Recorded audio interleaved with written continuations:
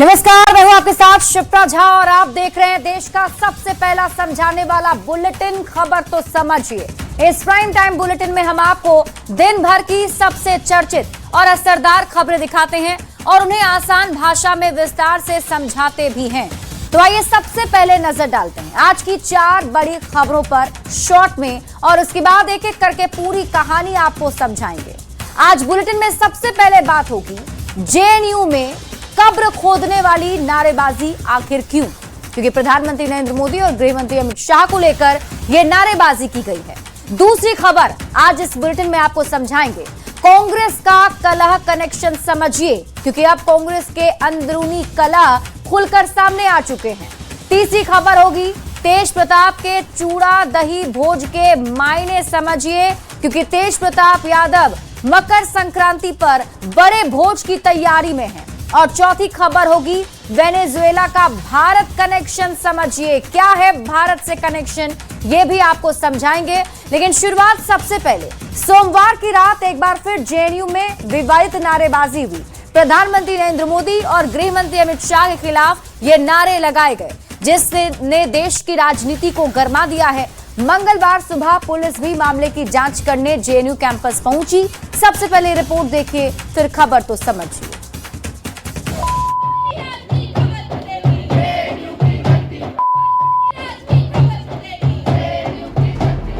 JNU campus एक बार फिर से सुलग गया है। एक बार फिर 2020 की देश विरोधी कांड के 6ठी बरसी पर नारे लगाए गए।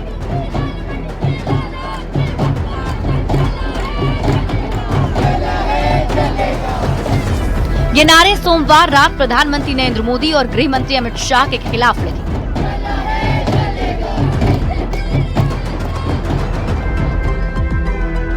ऐसा तब हुआ जब सुप्रीम कोर्ट ने 2020 के दिल्ली दंगों की साजिश के मामले में उमर खालिद और शर्जिल इमाम की जमानत अर्जी खारिज कर दी। बीजेपी नेता ऐसी नारेबाजी करने वालों को अर्बन नक्सली, भारत विरोधी और बौद्धिक आतंकवादी बता रहे हैं। ऐसे नारे हमने कांग्रेस के कार्यक्रम में भी सुने हैं कि मोदी तेरी कब्र खुदेगी। केंद्रीय मंत्री गिरिराज सिंह ने कहा कि कुछ लोगों ने जेएनयू को टुकड़े टुकड़े गैंग का अड्डा बना दिया है। चाहे आरजेडी हो, चाहे टीएमसी हो, चाहे वाम दल हो, ये टुकड़े टुकड़े गैंग का एक कैंप ऑफिस बन गया, कार्यालय बन गया। जेडीयू के नेता केसी त्यागी ने भी ऐसी नारेबाजी पर सवाल उठाए हैं।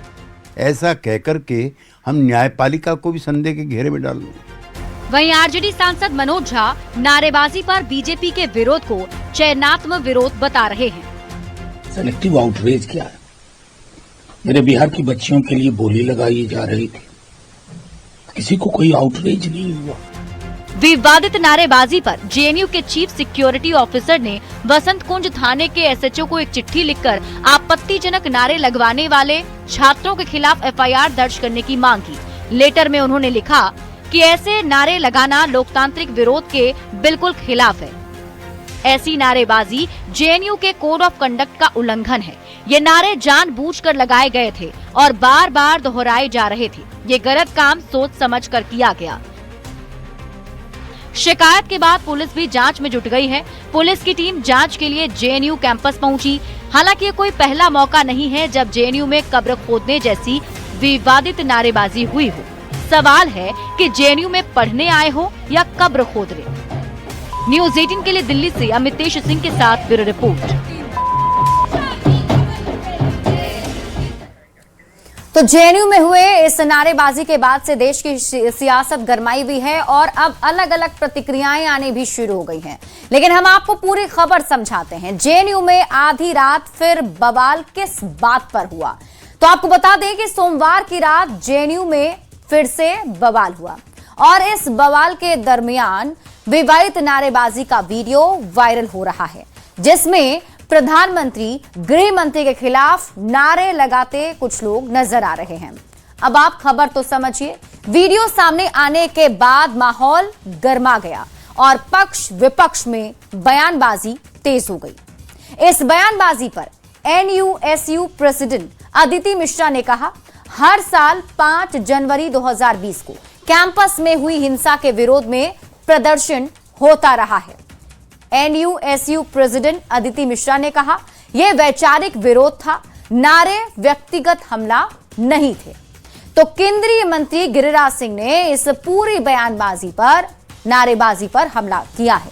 उन्होंने कहा कि जेएनयू को टुकड़े टुकड़े गैंग का अड्डा बना दिया गया है, ऐसे लोगों पर देशद्रोह का मुकदमा चलना चाहिए। इस पूरे मामले पर कांग्रेस का क्या स्टैंड है, कांग्रेस ने क्या कहा, वो भी जान लीजिए। कांग्रेस ने कहा कि गुस्सा जाहिर करने का बस एकमात्र तरीका था, लेकिन जेएनयू प्रशासन इस पर क्या कहता है वो अब आप समझिए। जेएनयू प्रशासन ने कहा कि एक कोड ऑफ कंडक्ट का उल्लंघन है। वसंत कुंज पुलिस को लेटर भी लिखा गया और इसमें एफआईआर दर्ज करने की मांग भी जेएनयू प्रशासन की तरफ से की गई है। अब आप खबर तो समझिए, 5 जनवरी की रात जेएनयू में प्रदर्शन क्यों होता है, इसे अब आप समझिए। नंबर 1, 5 जनवरी 2020 को जेएनयू कैंपस में नकाबपोशों ने हमला किया था और हमले की बरसी मनाने के लिए प्रदर्शनकारी जुटे थे। नंबर 2, शर्जिल और उमर खालिद की जमानत याचिका को रद्द किया गया और इसी का विरोध जताने के लिए ये सभी छात्र मौजूद थे। सोमवार को सुप्रीम कोर्ट ने जमानत देने से इनकार कर दिया था। वजह नंबर 3 क्या रही, तो लाइब्रेरी सर्विलांस को लेकर विरोध हो रहा है। लाइब्रेरी में फेशियल रिकॉग्निशन का विरोध किया जा रहा है।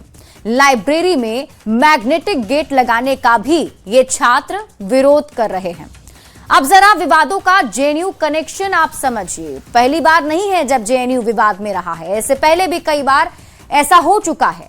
तो 1983 में हिंसा की वजह से 1 साल तक यूनिवर्सिटी बंद रही थी और इसके बाद साल 1990 के दशक में कई हिंसक घटनाएं इस जेएनयू में हो चुके हैं। 2000 में मुशायरे में पाकिस्तान समर्थक नज़में पढ़ी गई थी और जब इसका विरोध करने पर करगिल युद्ध में शामिल 2 सैनिकों की पिटाई की गई थी। 2005 में पीएम के जेएनयू आने पर भी हिंसा हुआ था और फिर साल 2010 में दंतेवाड़ा में 76 जवान शहीद हुए। गोदावरी ढाबे पर जश्न मना। 2013 में महिषासुर पूजन दिवस पर दुर्गा माता पर अपशब्द वाले पर्चे बांटे गए थे और यही नहीं, साल 2016 में अफजल गुरु की बरसी पर भारत तेरे टुकड़े होंगे जैसे नारे भी जेएनयू कैंपस में लगाए गए थे। 2019 में अनुच्छेद 370 हटने पर अलगाववादी नारेबाजी भी जेएनयू कैंपस के अंदर किए गए थे और अब एक बार फिर से ये नया नारा जो दिया गया है, नारेबाजी की गई है, इस पर बवाल मचा हुआ है। बढ़ते हैं आगे और बात अगली खबर की। बिहार कांग्रेस का अंदरूनी कलह एक बार फिर से सामने आ गया है। मधुबनी कांग्रेस कार्यालय में हार की समीक्षा बैठक के दौरान कांग्रेस प्रदेश अध्यक्ष राजेश राम के सामने ही कार्यकर्ता आपस में भिड़ गए। कांग्रेस कार्यकर्ताओं के बीच जमकर मारपीट हुई, एक दूसरे पर लात घूंसे चलाए गए। ये रिपोर्ट देखिए, फिर खबर तो समझिए।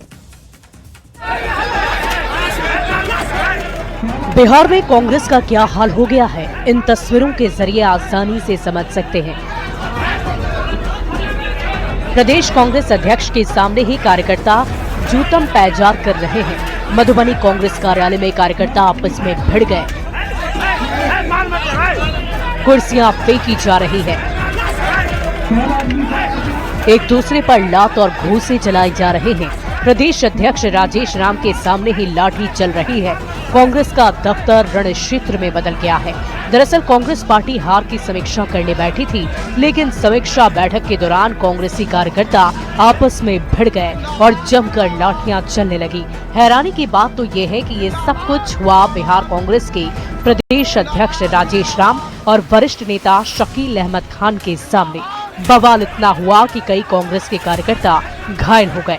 बैठक में हार के कारण और जिम्मेदारी तय करने को लेकर तीखी बहस चल रही थी। इसी दौरान 2 गुट आमने सामने आ गए। माहौल बिगड़ता देख प्रदेश अध्यक्ष राजेश राम ने हालात संभालने की कोशिश की, लेकिन तब तक हालात बेकाबू हो चुके थे। कांग्रेस दफ्तर में हंगामा और बवाल की इन तस्वीरों ने बिहार कांग्रेस में गुटबाजी और अनुशासन पर एक बार फिर सवाल खड़े कर दिए हैं। चुनाव में करारी हार के बाद कांग्रेस पार्टी आत्ममंथन कर रही है, लेकिन कांग्रेस कार्यकर्ताओं के इस जूतम पैजार ने कांग्रेस में आपसी कलह को फिर सामने ला दिया है। न्यूज 18 के लिए मधुबनी से प्रशांत कुमार झा की रिपोर्ट।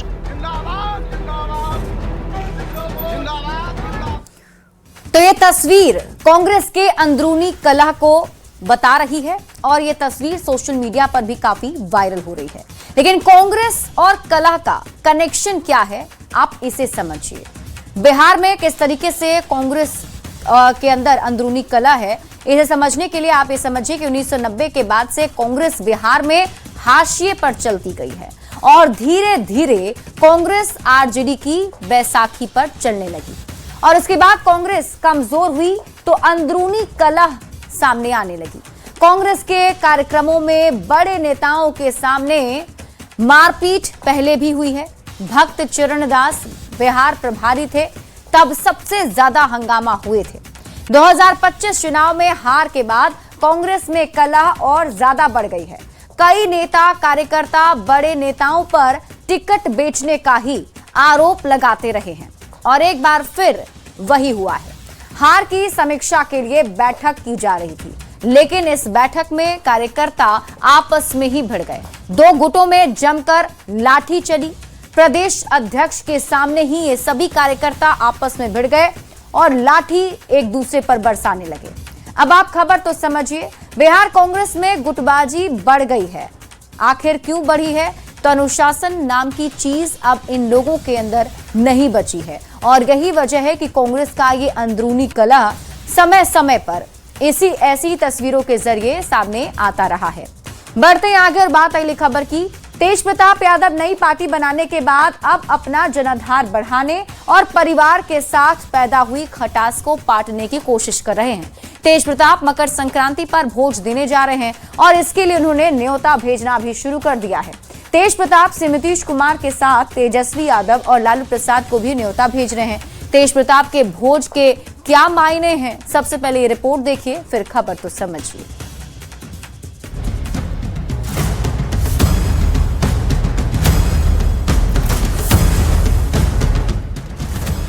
नए साल 2026 का मकर संक्रांति के मौके पर दिया जाने वाला दही चूड़ा का भोज भी खास होने वाला है, क्योंकि इस बार जनशक्ति जनता दल के अध्यक्ष तेज प्रताप यादव भी दही चूड़ा का भोज देने वाले हैं।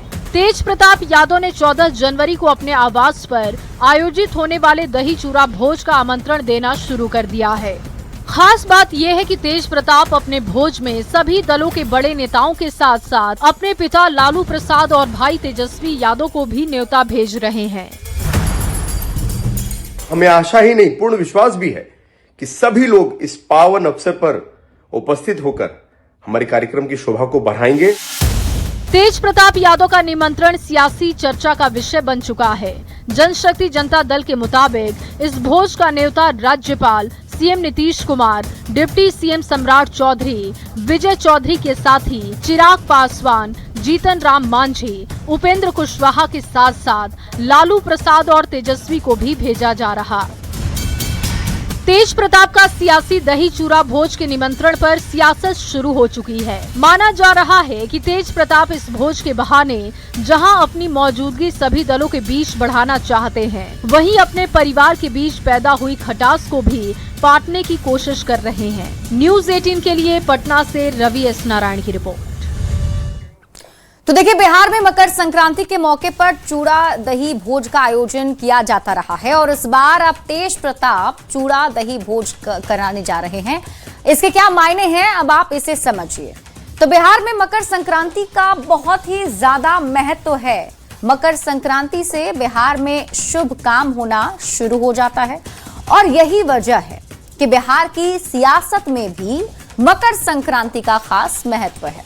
मकर संक्रांति पर चूड़ा दही भोज देने की परंपरा रही है और सियासी चूड़ा दही भोज में नेताओं का जुटान होता है। मतलब भोज के बहाने ये सभी जो नेता हैं वो मिलते हैं, एक साथ बैठते हैं और भोज के बहाने सियासी समीकरण को साधा जाता है। दही चूड़ा भोज में सियासी खिचड़ी भी पकती रही है। कई बार चूड़ा दही भोज के बाद बिहार की राजनीति ने करवट भी बदली है। समझने वाली बात यह है कि तेज प्रताप यादव परिवार और पिता की पार्टी से निकाले जा चुके हैं और पार्टी से निकाले जाने के बाद तेज प्रताप ने अपनी पार्टी बनाई। तेज प्रताप बिहार में राजनीतिक जमीन तलाश रहे हैं। चूड़ा दही भोज के जरिए परिवार को साधने के साथ साथ बिहार की राजनीति में अपनी अलग पहचान बनाना चाहते होंगे। यही वजह है कि दही चूड़ा भोज का आयोजन तेज प्रताप करा रहे हैं। बढ़ते आगे और बात अगली खबर की। अमेरिका ने वेनेजुएला में उथल पुथल मचा दी है। अमेरिकी सैनिक राष्ट्रपति निकोलस मादुरो और उनकी पत्नी को उठा ले गए और उसके बाद वेनेजुएला की कमान डेल्सी रोड्रिगेज के हाथ में आ गई है। लेकिन क्या आपको पता है कि मादुरो और उनकी उत्तराधिकारी डेल्सी दोनों का भारत के साथ गहरा कनेक्शन रहा है? सबसे पहले रिपोर्ट देखिए, फिर खबर तो समझिए। इन तस्वीरों की पूरी विश्व में चर्चा है। पहले अमेरिका का वेनेजुएला पर हमला, उसके बाद अमेरिका की कैद में दिखते वेनेजुएला के राष्ट्रपति निकोलस मादुरो। अमेरिका ने वेनेजुएला पर जिस ढंग से हमला करके वहां के राष्ट्रपति निकोलस मादुरो और उनकी पत्नी सीलिया फ्लोरेस को बंधक बनाया, उससे पूरा विश्व हैरान है। हालांकि मादुरो को बंधक बनाए जाने के बाद वेनेजुएला की कमान डेल्सी रोड्रिगेज के हाथ में आ गई है।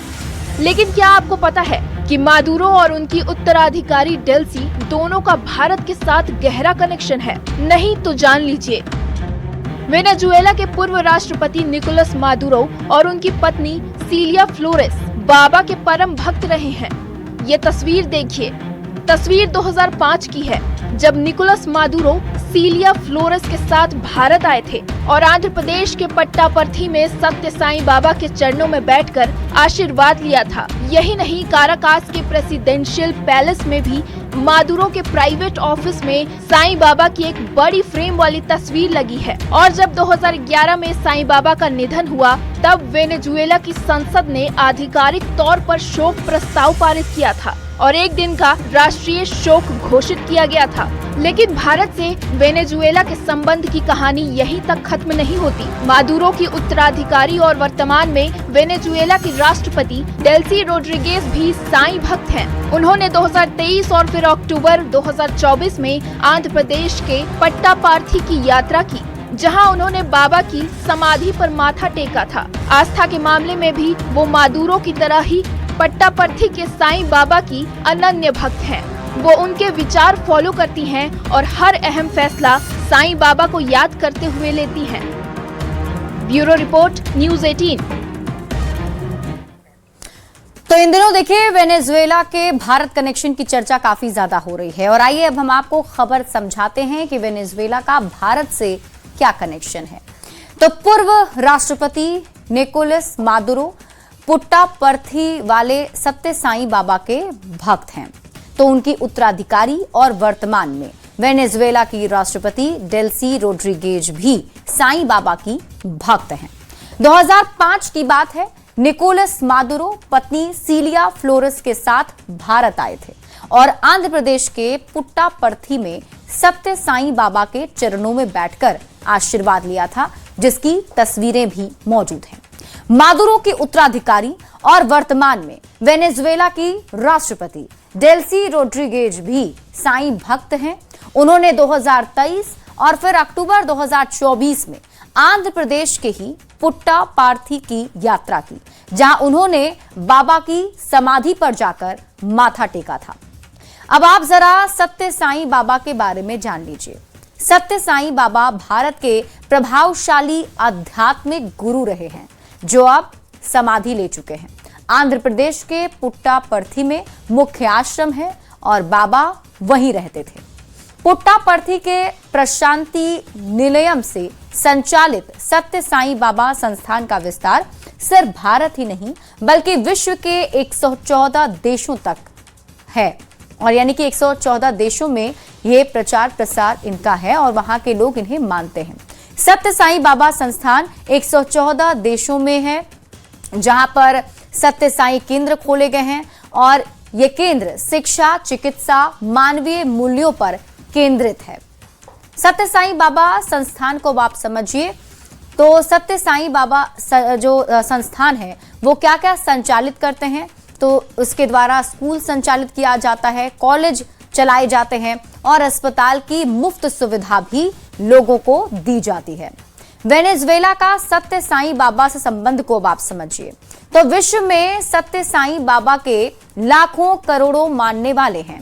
सत्य साईं बाबा ने भारतीय आध्यात्म को विश्व भर में फैलाया है। वेनेजुएला में भी काफी संख्या में सत्य साईं बाबा के भक्त हैं।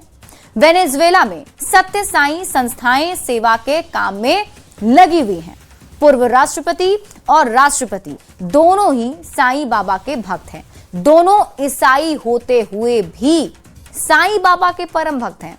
भारतीय संस्कृति और आध्यात्म का विश्व में प्रभाव दिखता है। और इसी के साथ इस बुलेटिन में अभी के लिए बस इतना ही। आप देखते रहिए न्यूज़ 18 बिहार झारखंड।